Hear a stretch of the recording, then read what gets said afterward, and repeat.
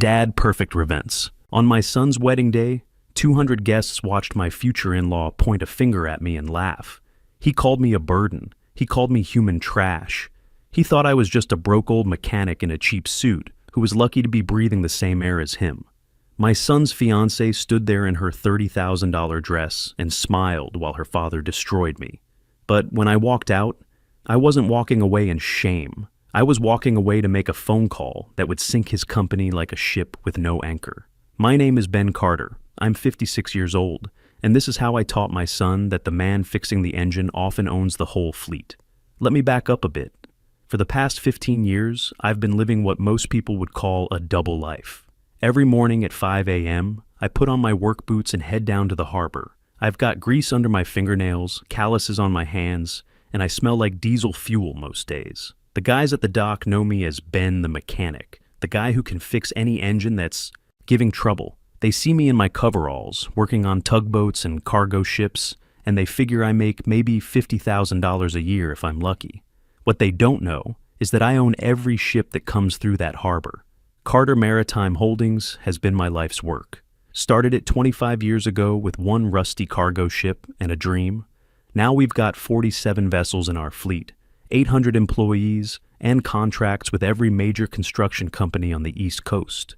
We move everything from steel beams to concrete mix, from lumber to heavy machinery. If you're building something taller than 3 stories in this city, chances are your materials came through my docks. But nobody knows that. Not even my son Ted. Ted's 32 now, works as a bridge engineer for the county. Good kid, makes honest money, lives in a decent apartment downtown. He thinks his old man fixes boat engines for a living, because that's what I let him think. I wanted him to make his own way in the world, to have confidence that came from his own achievements, not from riding on daddy's coattails. The thing is, when you're worth $200 million, but you dress like you make $40,000, people treat you exactly like you make $40,000. And that's how I learned the truth about Max Foster. Max owns Foster Development Corporation. Third-generation money, inherited a construction empire from his grandfather. His company puts up those glass towers downtown, builds shopping centers in the suburbs, develops luxury condos by the waterfront. Max drives a $150,000 Mercedes, wears suits that cost more than most people's rent, and lives in a mansion that could house a small village. For the past 3 years, Foster Development has been one of my biggest customers. Every month, Max's company orders millions of dollars worth of construction materials through Carter Maritime. Steel from South Korea, marble from Italy, specialty glass from Germany. It all comes through my ships, through my docks, under my supervision. But Max Foster has never met Ben Carter, the CEO. He's only met Ben Carter, the mechanic. The first time I encountered Max was 2 years ago. One of his project managers was complaining about a delayed shipment, and Max himself came down to the docks to see what the holdup was. I was working on the engine of the crane that unloads the containers, wearing my grease-stained coveralls and a baseball cap. Max walked up to me like I was part of the machinery. "You," he said, snapping his fingers. "Where's the harbor master? I need to speak to someone in charge." I wiped my hands on a rag and looked up at him. "What can I help you with, sir?" He looked me up and down like I was something he'd stepped in. "I don't need help from a mechanic. I need to speak to management. This delay is costing me money." I could have told him right then that I was management, that the delay was because his company was 6 weeks behind on their payments, and we were holding their cargo until the check cleared. Instead, I pointed toward the office building. "You'll want to talk to the front desk," I said. "They'll get you sorted out." Max shook his head in disgust. Typical. Can't get a straight answer from the help. That's when I knew exactly what kind of man Max Foster was. 6 months later, Ted started dating Kate Foster, Max's daughter. Ted was smitten from day one. Kate's beautiful, I'll give her that. Blonde hair, perfect smile, looks like she stepped out of a magazine. She's got expensive tastes and never worked a day in her life. But Ted saw past all that. He saw someone he thought he could love. When Ted told me he was serious about Kate, I did what any father would do. I started paying attention. I watched how Kate treated the waitress when they went out to dinner. I noticed how she talked about people who didn't have money. I saw how she reacted when Ted mentioned his dad worked with boats for a living. And slowly, I started to understand that Kate Foster was exactly like her father. But Ted was in love. And love makes smart people do stupid things. The engagement happened fast. Ted proposed after 8 months of dating, bought her a $15,000 ring that took him 2 years to save for. Kate said yes, but I noticed she didn't seem excited about the ring itself. She seemed excited about what it represented, her ticket into what she thought was Ted's future success. The wedding planning started immediately. Kate wanted everything perfect, everything expensive, everything designed to show the world how well she was marrying. The Grand Harbor Yacht Club was booked for the reception, the most expensive caterer in the city, a $30,000 wedding dress that Kate insisted was just adequate for the occasion, and through it all, I kept fixing engines and saying nothing. The first real warning sign came 3 months before the wedding. Ted invited me to dinner at Kate's family home, their mansion up on Hillcrest Drive. The place was everything you'd expect from old money. Marble floors, crystal, chandeliers, oil paintings that probably cost more than most people's houses. Max answered the door wearing a smoking jacket like he thought he was in some 1950s movie. He looked me up and down, taking in my khakis and polo shirt, and I could see the disappointment in his eyes. "You must be Ted's father," he said, like he was identifying something unpleasant. "I'm Maxwell Foster. Please, come in." The dinner was painful from the start. Kate's mother Margaret kept asking me about my little boat repair business, in a voice that suggested she was talking to a child. Max wanted to know if I had plans for expansion, and seemed amused when I said I was happy with things the way they were. "Contentment," Max said, cutting his steak with surgical precision, "is the enemy of progress, Ben. A man should always be striving for more."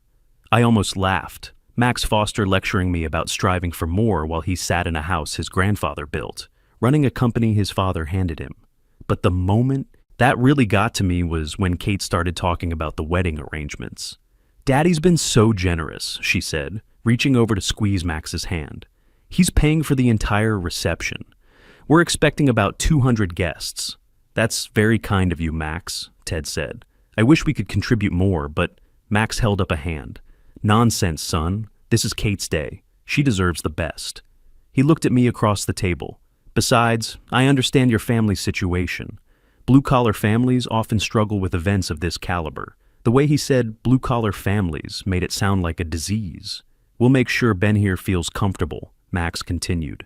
"We're planning a seating arrangement that puts everyone with their appropriate social circles." I felt Ted tense up beside me. My son knew what was coming. "What exactly does that mean?" Ted asked. Kate jumped in quickly. "Oh, it's just practical, honey. We're putting the business associates and family friends at the main tables, and the, working folks at tables near the service area.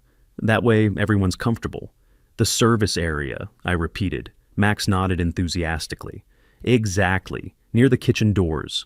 Your father will be much more at ease with people from similar backgrounds. The conversation will flow better." I looked at my son. Ted's face was red, and I could see him struggling between defending me and avoiding a fight with his fiancée. "Dad's not just working folks," Ted said quietly. "He's my father. He should be at the family table." Max's smile didn't waver, but his eyes went cold. "Ted, I appreciate your loyalty, but we need to be realistic about these things. Your father works with his hands. Our guests are CEOs, lawyers, politicians. What would they talk about? Maybe they'd learn something," Ted shot back. The tension at that table was thick enough to cut with a knife. Kate was looking back and forth between Ted and her father like she was watching a tennis match. Margaret just kept eating her salad like nothing was happening. Max leaned back in his chair. "Son, let me give you some advice. In life, there are leaders and followers, makers and takers. Your father is, well, he's a good man, I'm sure, but he's chosen a simple life. You, on the other hand, have potential. You're marrying into a family that can open doors for you. Don't let misplaced sentiment hold you back." That's when I spoke up. "Max, what doors are you planning to open for Ted?" Max seemed surprised that I'd addressed him directly. "Well, there are opportunities in the construction industry, management positions. Ted has the education, the potential, with the right connections." "You mean working for Foster Development?" "Possibly, if he proves himself worthy." I nodded slowly. "And what would Ted have to prove, exactly?"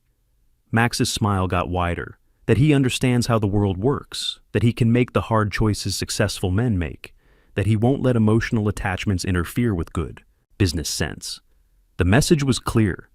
Ted could have a future with the Foster family, but only if he was willing to distance himself from his blue-collar father. We left shortly after that. Ted was quiet during the drive home, staring out the window of my old truck. "Dad," he finally said, "I'm sorry about that. They're not usually so honest," I said. Ted looked at me. "You're not angry?" "Son, I've been dealing with men like Max Foster my whole life. They judge a book by its cover and miss all the important chapters. But the seating arrangement at the wedding? Don't worry about it," I told him. "Sometimes it's better to let people show you who they really are." What Ted didn't know was that I'd already started making plans. The next morning, I called Vince Morgan, my attorney, and asked him to pull the payment records for Foster Development. What he found was interesting. Max's company owed Carter Maritime $2.8 million in shipping fees, and they'd been consistently late on payments for the past 6 months. According to our contracts, we had the right to demand immediate payment if the account went more than 90 days past due. Foster Development was currently 127 days behind. The next few weeks were interesting. While Ted stressed about tuxedo fittings and flower arrangements, I quietly started calling in some favors. 25 years in the shipping business teaches you a lot about leverage, and Max Foster was about to get an education. The first thing I did was review every contract Foster Development had with Carter Maritime. Vince Morgan and I spent hours going through the paperwork, looking for every clause, every penalty, every legal hook we could use. What we found was better than I'd hoped. Not only was Max's company behind on payments, but they had also violated several delivery terms. 3 shipments in the past 4 months had been refused by Foster Development because they arrived inconveniently, meaning Max's project managers weren't ready to receive them. According to our contracts, refused deliveries resulted in storage fees of $10,000 per day until the materials were accepted. Foster Development now owed us $3.4 million, including penalties and storage fees. But that was just the beginning.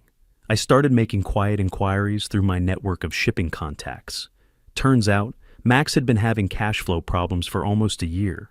His company had overextended itself on 3 major projects, betting that luxury condo sales would stay strong. When the market softened, Foster Development found itself holding millions of dollars worth of unsold inventory and hefty construction loans.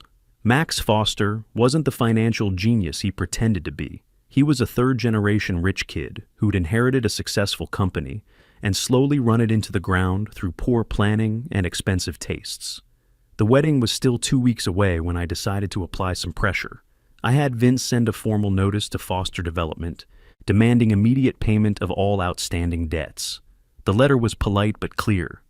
Pay within 30 days or face legal action and immediate termination of all shipping contracts. Max called Ted that same afternoon, furious. "Your father's company is trying to shake us down," Max told Ted over the phone. I was sitting in Ted's apartment when the call came in, and Max was loud enough that I could hear every word. "What are you talking about?" Ted asked. "Some outfit called Carter Maritime is claiming we owe them $3.4 million. It's obviously a scam. They're probably targeting us because of the wedding, thinking they can squeeze money out of us." Ted looked at me with confusion. "Dad, do you know anything about Carter Maritime?"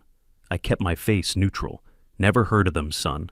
Max continued ranting on the phone. "I'm going to have my lawyers destroy these people. Nobody tries to extort the Foster family. Ted, I want you to stay away from this. These kinds of people prey on working families like yours. They probably think they can intimidate your father into pressuring us somehow." After Ted hung up, he turned to me. "Dad, is there any chance you know someone at this Carter Maritime company? Maybe you worked on one of their ships?" "Might have," I said. "Hard to keep track of every company that uses the harbor. Could you ask around? Maybe find out if this is legitimate." I promised Ted I'd look into it. That evening, I called Max Foster directly. I used the phone number from his business cards, the ones he'd handed out at dinner that night like he was doing us a favor. "Foster Development, Maxwell Foster, speaking." "Mr. Foster, this is Ben Carter, Ted's father." There was a pause. "Ben, what can I do for you?" "I heard you got a letter from Carter Maritime about some money you owe them." Max's voice turned cold. That's none of your business, Ben. Well, the thing is, Max, Ted's worried about it. He thinks maybe you're being scammed, and he asked me to look into it. I can handle my own business affairs. I'm sure you can.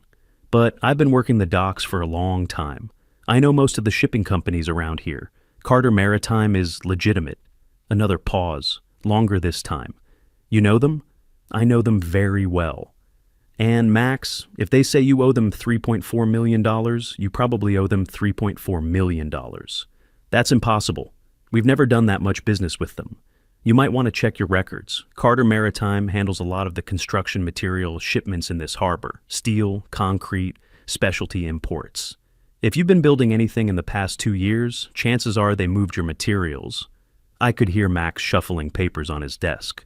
Even if that's true, Max said, we have standard payment terms. 90 days net. Not when you refuse deliveries, Max. Every time your people turn away a shipment, storage fees start accumulating at $10,000 per day. The line went quiet for a long moment. How do you know all this? Max asked. Like I said, I've been working these docks for a long time. You hear things. Well, if you hear anything else, Ben, you'll let me know, won't you? We're going to be family soon. I smiled, even though he couldn't see it. Of course, Max. Family helps family. After I hung up, I sat in my kitchen drinking coffee and thinking about the wedding that was now just 12 days away. Max Foster thought he was dealing with an extortion attempt from some unknown shipping company. He had no idea he was being stalked by the man he'd been dismissing as a simple boat mechanic. The trap was set. All I had to do was wait for him to walk into it. The Grand Harbor Yacht Club was packed that Saturday afternoon. Every table was covered in white linen, every chair filled with people who thought they ruled this city. I sat at table 15, way in the back near the kitchen doors, wearing my only good suit. It was navy blue, bought off the rack at Sears 3 years ago. The fabric was a little shiny under. The lights and the shoulders pulled tight when I moved. My son Ted sat at the head table next to Kate Foster, his bride-to-be. Ted looked nervous up there, tugging at his collar every few minutes. Next to Kate sat her father, Max Foster, wearing a custom tuxedo that probably cost more than I make in a month. At least, that's what he thought I made. The trouble started when Max stood up to give his speech. He tapped his champagne glass with a silver spoon, and the room went quiet. Friends, family, Max began. Today we celebrate the union of my beautiful daughter, Kate, and her dedicated fiancé, Ted. There was polite laughter. Max smiled, but it didn't reach his eyes. Now, we all know Ted comes from humble beginnings. Very humble. His father Ben works with his hands down at the docks. Max's gaze found me in the back. Blue-collar work is honest work, I suppose. Someone has to fix the boats. Every eye in the room turned toward me. I sat perfectly still, keeping my face neutral. But today isn't about where we come from, Max continued, his voice getting louder. It's about where we're going. And thanks to Kate's influence, Ted is finally moving up in the world. He walked away from the podium, champagne glass in hand, making his way through the tables. He stopped at the lawyer's table, then moved to the banker's. He was working the room like a politician, and he was heading straight for me. You see, when Kate first brought Ted home, I'll admit I was concerned, Max announced. My daughter has always had expensive tastes. She deserves the finer things in life. But Ted, well, he's learning. Max stopped right in front of my table. The spotlight from the stage followed him, putting me in the harsh glare of 200 judgmental stares. The challenge with marrying into a working-class family, Max said, is that you inherit certain obligations. He gestured at me like I was an exhibit in a museum. This is Ben Carter, Ted's father. Look at him, folks. This is what 30 years of manual labor does to a man. Rough hands, cheap suit. Probably never been inside a place like this, except to fix the plumbing. A few people chuckled. Not loud laughs, but quiet, polite amusement at my expense. Max leaned down closer to me. Ben here lives in a rental house on the wrong side of town. Drives a truck older than some of the people in this room. But we believe in family, don't we? Even when they're challenging. I felt something cold settle in my chest. This wasn't just arrogance. This was cruelty. So, here's what I've decided, Max announced to the room. After Kate and Ted get married, I'm going to help Ben find a better job. Maybe something in our mailroom. We believe in lifting people up, don't we, folks? The applause was scattered but polite. Max straightened up, looking pleased with himself. He thought he'd just demonstrated his generosity while putting me in my place. I stood up slowly. My chair scraped against the floor, the sound echoing in the suddenly quiet room. "Max," I said. My voice was calm, steady. "Thank you for the offer?" Max smiled wider. He thought he'd won. "But I'll have to pass," I continued. "You see, I already have a job." I pulled out my wallet and placed a business card on the white tablecloth. Benjamin Carter, President and CEO, Carter Maritime Holdings. The smile faded from Max's face. He picked up the card, read it, then looked at me with confusion. "Carter Maritime," I said. "We own the harbor where your construction materials come in. Every shipment, every container, every piece of imported steel for your buildings. It all comes through our docks." The room was dead silent now. Max was staring at the card like it might bite him. "In fact," I continued, "I believe Foster Development currently owes us $3.4 million in shipping fees and storage penalties. Your company's been having some cash flow issues lately." Max's face was turning red. This is impossible. You're a mechanic."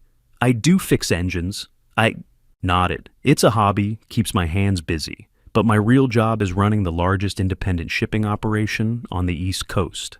I looked around the room at all those faces that had been smiling at Max's jokes a minute ago. "I came here today hoping to welcome Kate into our family. Instead, you decided to turn my son's wedding into your personal comedy show." I picked up my business card and put it back in my wallet. "Ted," I called out to my son.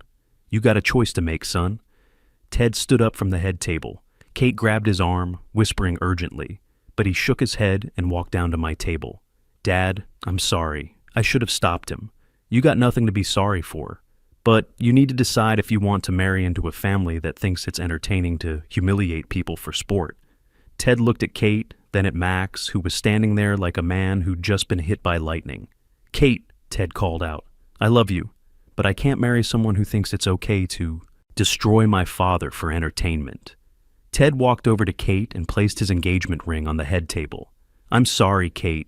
I thought you were different from your father." The room erupted in whispers and gasps. Max looked like he was about to collapse. "You tricked us," Max said weakly. "I never lied about anything," I replied.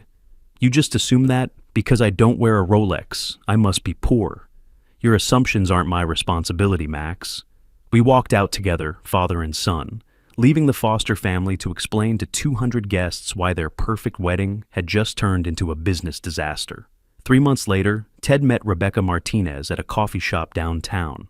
Becky runs a youth mentorship program, teaching kids that success comes from character, not from bank accounts. 18 months after the wedding that never happened, Max Foster's construction company finally collapsed under the weight of bad decisions and unpaid debts. I never had to call in lawyers or force a bankruptcy. I just stopped shipping his materials and let economics take its course. As for me, I still live in the same rental house. I still drive the same old truck. And every morning, I still go down to the docks to check on my ships and occasionally fix an engine that needs attention. People ask me why I don't move to a mansion now that everyone knows I can afford it. The truth is, a man's worth isn't measured by his possessions. It's measured by how he treats people, especially people he thinks can't help him. Max Foster learned that lesson too late, but my son learned it just in time.